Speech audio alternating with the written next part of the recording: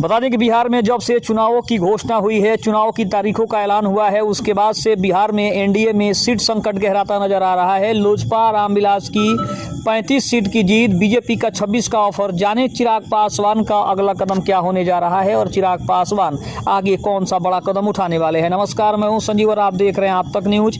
अगर आप हमारे चैनल पर नए हैं तो चैनल को जरूर सब्सक्राइब कर। बता दें कि बिहार में 2 चरणों में वोटिंग होगी। पहले चरण के लिए 6 नवंबर तथा दूसरे चरण के लिए 11 नवंबर को मतदान होंगे। 14 नवंबर को इसके रिजल्ट सामने आने वाले हैं। लेकिन एनडीए और महागठबंधन में सीट शेयरिंग को लेकर अभी भी पेंच फंसता नजर आ रहा है। सूत्रों का कहना है कि एनडीए में सभी घटक दलों की सहमति बन गई है, लेकिन चिराग पासवान की पार्टी लोजपा रामविलास के साथ ही सिर्फ मामला फंसा हुआ है।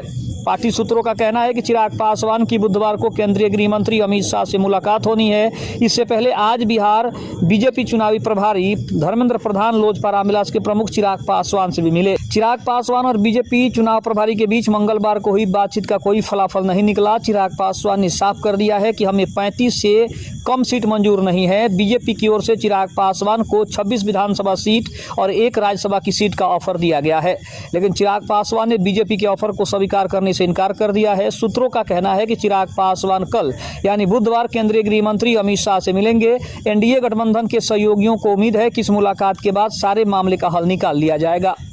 अब देखना काफी दिलचस्प है कि चिराग पासवान की आखिर मांग क्या है। चिराग पासवान विधानसभा सीट बंटवारे के लिए 2024 के लोकसभा चुनाव के स्ट्राइक रेट को आधार बनाने पर जोर दे रहे हैं।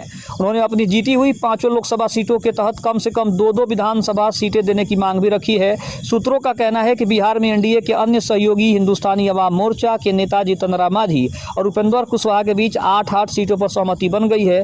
चिराग पासवान ने सीट शेयरिंग पर सहमति बनने के बाद सीटों की घोषणा भी कर दी जाएगी। हालांकि अभी तक चिराग पासवान ने इसके ऊपर कोई बड़ा बयान नहीं दिया है और उनका साफ तौर पे कहना है कि पार्टी किसी भी कीमत 35 से कम सीटों पर मानने वाली नहीं है। हालांकि पहले चिराग पासवान ने 40 सीटों की मांग की थी, लेकिन अब समय को देखते हुए और स्थिति को समझते हुए उन्होंने 5 सीटों की संख्या कम कर दी है, लेकिन 35 सीटों से कम पर मानने को तैयार नहीं है।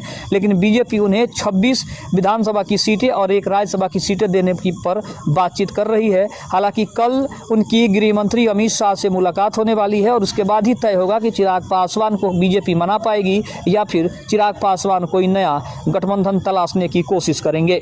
खबर कैसी लगी कमेंट में जरूर बताइएगा। तब तक के लिए धन्यवाद। जय हिंद, जय भारत।